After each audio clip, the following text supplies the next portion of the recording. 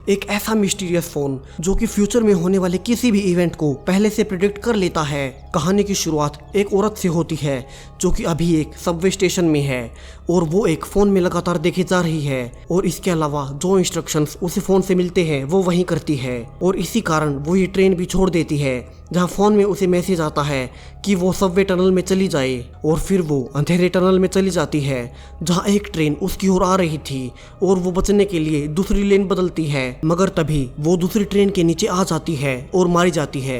अब यहाँ से हमें मेन कैरेक्टर मैक्स दिखाया जाता है जो कि एक आईटी इंजीनियर है और अभी थाईलैंड की एक कंपनी में सिक्योरिटी सिस्टम इंस्टॉल कर रहा है। अब जब मैक्स थक कर इवनिंग में वापस अपने होटल जाता है, वहाँ रिसेप्शनिस्ट उसे एक पैकेज देते हुए कहती है कि किसी ने ये उसके लिए छोड़ा है, मगर वो कंफ्यूज था क्योंकि उसे यहाँ कोई नहीं जानता और इसके अलावा उसने कुछ भी ऑर्डर करके मंगवाया तक नहीं था।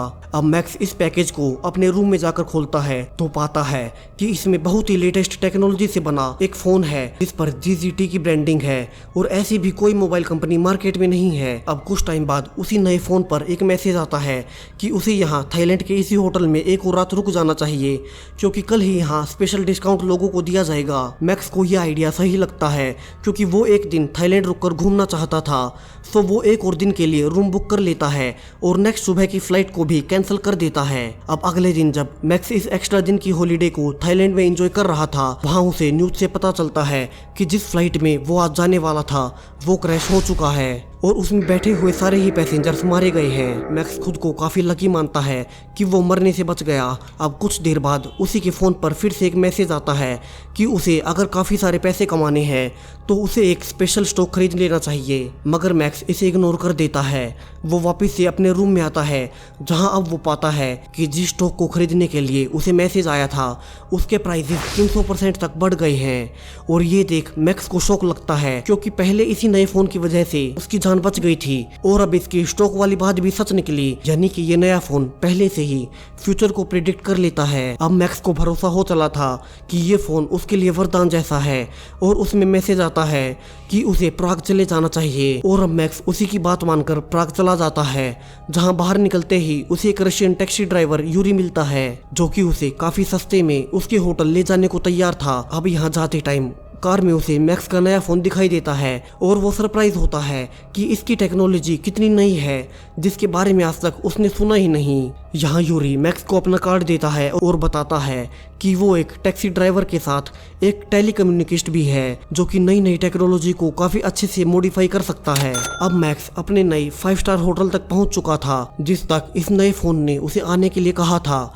वहां जाते ही उसे एक और मैसेज आता है कि उसे अभी कसिनो में जाकर 33 नंबर मशीन पर खेलना चाहिए। अब मैक्स को गैम्बलिंग के बारे में ज्यादा नहीं पता था तो वो कसिनो में जल्दी से 33 नंबर मशीन को ढूंढने लगता है, मगर एक दूसरा प्लेयर इसी मशीन पर ऑलरेडी बैठा हुआ था और तभी मैक्स के फोन पर मैसेज आता है कि जल्दी ही इस मशीन पर एक जैकपॉट लगने वाला है। तो उस प्लेयर को यहाँ से उठाने के लिए मैक्स उसे अपने पास से काफी ज्यादा पैसे देता है जिससे वो इस मशीन से हट जाए और इसके तुरंत बाद मैक्स पहली ही ट्राई में 1 लाख यूरोस जैकपॉट में जीत जाता है। वहीं कैसीनो की सिक्योरिटी टीम उसे सीसीटीवी कैमरास में देख हैरान थी और उन्हें शक था कि मैक्स को कैसे पता चला कि उसे जैकपॉट लगने वाला है और इससे जस्ट पहले उसने दूसरे प्लेयर को वहां से हटने के लिए इतने सारे पैसे भी दिए थे। अब चूंकि मैक्स का ऐसा कोई चीटिंग का पास्ट रिकॉर्ड नहीं था तो मैनेजर सिक्योरिटी टीम को उस पर नजर रखने के लिए कहता है। अब मैक्स जीत चुके लाखों यूरोस को कैश कराने के बजाय उनके और चिप्स खरीद लेता है जिससे वो और ज्यादा जीत जाए।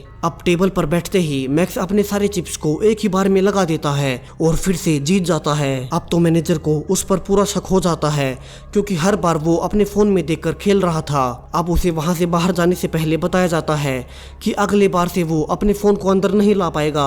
अब बाहर जाकर मैक्स यूरी को कॉल करता है और कहता है कि क्या वो ऐसा कुछ डिवाइस बना सकता है जिससे उसे मैसेज देखने के लिए फोन में ना देखना पड़े और मैसेजेस सीधा उसके कानों में रीड हो जाए। और यूरी इसके लिए थोड़ा टाइम मांगता है। अब वापिस अपने रूम में जाते टाइम मैक्स को एक कपल लड़ाई करते हुए दिखाई देता है और मैक्स उस लड़की कमीला को उसके बॉयफ्रेंड से बचाने की कोशिश करता है जिसके बीच उसे पंच से बेहोश कर दिया जाता है और यह रिवील होता है कि कमीला और उसका बॉयफ्रेंड सीक्रेट एजेंट्स हैं और उन्हें पता लगाना है कि मैक्स फोन के जरिए इतने पैसे कैसे जीत रहा है।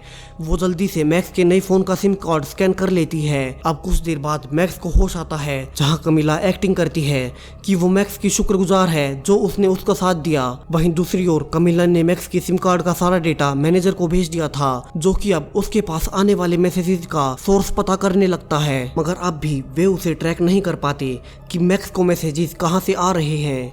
वहीं दूसरी ओर मैक्स थोड़ी देर बाद यूरी से मिलता है, जिसने नया टेक्स्ट टू स्पीच डिवाइस बना लिया था, और मैक्स उसे कानों में पहन लेता है। यहाँ से मैक्स वापस से होटल के कसिनो में आता है और वहीं करने लगता है जो कि मैसेजेस उसे करने को कहते हैं। और अब वो लगातार 3 मिलियन यूरोस जीत जाता है। अब बहुत हो चुका था और मैनेजर गार्ड्स के साथ अंदर आकर उसे पकड़ लेता है। अब इस गधे को एक ही जगह से सारे पैसे चाहिए। अब तक यहाँ मैनेजर की कंप्लेंट पर FBI भी वहाँ आ चुकी थी और FBI मैक्स को एक बिल्डिंग में ले जाती है और कहती है कि वो उन्हें सब कुछ सच सच बता दे कि उसे ये मैसेजेस कौन भेज रहा है। मगर यहाँ मैक्स को तो खुद भी नहीं पता था कि ये मैसेजेस कहाँ से आ रहे हैं। अब यहाँ से FBI एजेंट ग्रांट कैसीनो के मैनेजर से मिलता है और बताता है कि उनके कैसीनो का ये केस FBI के लिए पहला नहीं है। पिछले काफ़ी टाइम से FBI को पता चलता है कि कई लोगों के पास मिस्टीरियस फ़ोन भेजे जा रहे हैं, जिनके मैसेजेस की मदद से वे काफ़ी ही थोड़े टाइम में काफ़ी ज़्यादा पैसे कमा लेते हैं। मगर जब भी उन्होंने उन लोगों से पूछताछ करने की कोशिश भी की कि ये फ़ोन उनके पास किसने भेजा, तो कुछ ही टाइम बाद उनकी मौत हो जाती है और इसके बाद FBI को पता नहीं चल पाता कि इस मोबाइल का मेन सोर्स कहाँ से है। अब यहाँ से ग्रांट मैक्स से डील करता है कि वो उसे छोड़ देंगे, मगर इसके बदले में उसे उनकी हेल्प करनी होगी ताकि वे इस मोबाइल का मेन सोर्स पता कर पाएं। अब एजेंट ग्रांट यहाँ से अपने बॉस रेमंड को सब बताता है कि उसे अभी भी कोई लीड नहीं मिली है, मगर मैक्स उनकी मदद करने को तैयार है। अब अगले दिन मैक्स FBI के कहने पर फिर से कैसीनो में था और यहाँ एक FBI एजेंट उसे बताता है कि उसे नॉर्मल बिहेव करना होगा और इस फ़ोन को ट्रैक करने के लिए उन्हें कम से कम 3 मैसेजेस चाहिए। और यहाँ मैक्स के मोबाइल में फिर से मैसेजेस आना शुरू होते हैं और मैक्स फिर से उनके कहने पर खेलने लगता है, मगर सरप्राइजिंगली इस बार वो हार जाता है। और तभी उसके पास एक और मैसेज आता है कि उसे पता है कि कोई इस फ़ोन के सिग्नल्स को ट्रैक कर रहा है। दूसरी ओर FBI ने फ़ोन के सिग्नल्स को ट्रैक कर लिया था और ये देखते ही NSA चीफ रेमंड सबको वहाँ से जाने को कहता है, जैसे कि उसे सब कुछ पहले से पता हो।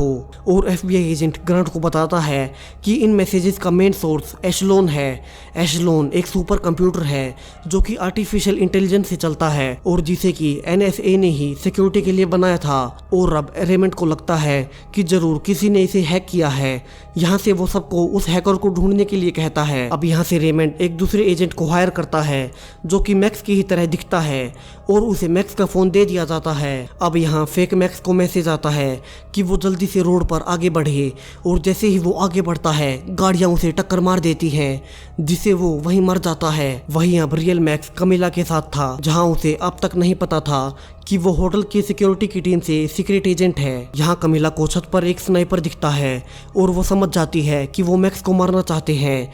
कमिला किसी तरह से मैक्स को गोली से बचाती है। वहीं कुछ लोग उसकी बिल्डिंग में उसे मारने आ जाते हैं और कमिला उन सबको भी मार देती है और मैक्स को बचा लेती है। और यहाँ से मैक्स जान पाता है कि कमिला एक एजेंट है और वो उसके साथ अभी तक प्यार करने की सिर्फ एक्टिंग कर रही थी। वहीं दूसरी ओर रिवील होता है कि उन लोगों को मैक्स को मारने के लिए खुद रेमंड ने भेजा था, क्योंकि उसे लगने लगता है कि मैक्स उनके बारे में कुछ ज़्यादा ही जान गया है। अब यहाँ से मैक्स यूरी के पास जाता है ताकि वो खुद भी जान पाए कि इन मैसेजेस के पीछे कौन है, मगर वहाँ लगे कई CCTV कैमरास उसका फेस डिटेक्ट कर लेते हैं, जिससे कि रेमंड देख लेता है और अपने कुछ और आदमियों को उसे मारने के लिए भेजता है। वहीं मैक्स यूरी के पास आकर उसे फोन दिखाता है और उसे उसका मेन सोर्स पता लगाने के लिए कहता है। यूरी कहता है कि उसे इसके लिए कई घंटे लगेंगे। अब कुछ घंटों बाद यूरी को पता चल चुका था कि ये मैसेजेस कहाँ से आ रहे हैं।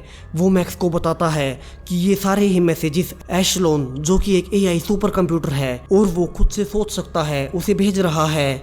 मैक्स को ये अजीब लगता है कि ये कंप्यूटर इतना कुछ खुद से कैसे कर सकता है। यहाँ यूरी बताता है कि एशलोन कोई नॉर्मल AI नहीं है। एशलोन का AI हर तरह की मशीन को एक्सेस कर सकता है और इसलिए उस दिन पहले ही उसने मैक्स को बता दिया था कि वो उस प्लेन में ना जाए जो कि क्रैश होने वाला है। और इसी वजह से मैक्स अभी तक कसिनो में इतने सारे पैसे जीत पा रहा है। यहाँ यूरी ये भी बताता है कि एशलोन इतना स्मार्ट है कि ये हर तरह की टेक्नोलॉजी को मैनिपुलेट कर सकता है और हर तरह की टेक्नोलॉजी में होने वाली पॉसिबिलिटी को वो पहले ही प्रिडिक्ट कर लेता है। अब यूरी ये सब बता ही रहा था कि वे पाते हैं कि कुछ आदमी फिर से मैक्स को मारने वहाँ आए हैं और वे दोनों जल्दी से एक कार चुरा कर वहाँ से भागने लगते हैं, जिसके बीच रेवन के एजेंट्स उसका पीछा कर रहे थे और मैक्स यहाँ उनसे किसी तरह से बचते हुए FBI एजेंट ग्रांट को पकड़ लेता है, जहाँ एजेंट ग्रांट मैक्स को बताता है कि अब सबको पता है कि ये मैसेजेस उन्हीं का बनाया AI सुपर कंप्यूटर एशलोन भेज रहा है, मगर वे नहीं चाहते कि ये किसी को भी राज पता चले कि AI को बनाने वाली NSA ही है। अब तभी मैक्स को एक और मैसेज आता है जहां उसे बैकअप सर्वर फैसिलिटी में जाने को कहा जाता है। अब मैक्स को याद आता है कि उसने सबसे पहले यही सिक्योरिटी सिस्टम इंस्टॉल किया था। वहां पहुंचने पर स्वेट टीम की मदद से मैक्स ग्रांट के साथ अंदर घुसता है, जहां एशलोन AI कैमरास के थ्रू मैक्स को डिटेक्ट कर लेता है और उसके फोन पर मैसेज आता है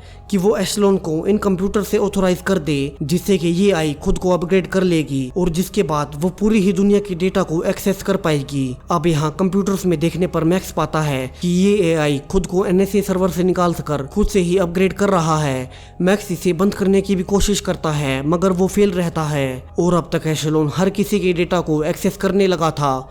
वही ग्रांट रेमंड को फोन करके बताता है कि उन्हें एशलोन के AI को खत्म करना ही होगा, वरना उन्हीं का बनाया AI कंप्यूटर पूरी दुनिया को और सारे ही ह्यूमंस को कंट्रोल करने लगेगा। दूसरी ओर मैक्स एशलोन को बंद नहीं कर पा रहा था, सो वो उसे वर्बली इंटरेक्ट करने लगता है और कहता है कि AI के अपग्रेड होते ही किसी भी इंसान के पास कोई प्राइवेसी नहीं रह जाएगी और इस AI को बनाने का रियल पर्पस था कि वो अमेरिका को साइबर सिक्योरिटी दे, ना कि उन्हीं के नागरिकों को कंट्रोल करने लग जाए और उनकी सारी ही प्राइवेसी को खत्म कर दे। और ये सुनने के बाद AI खुद से ही सारे आर्टिकल्स को प्रोसेस करने लगता है कि किस तरह से वो लोगों को कंट्रोल कर रहा है और वो सारी अपडेट्स को कैंसिल करके खुद को ही शट डाउन कर लेता है, क्योंकि वो समझ चुका था कि उसे लोगों की सिक्योरिटी के लिए बनाया गया था और वो खुद ही उनके लिए खतरा बन गया।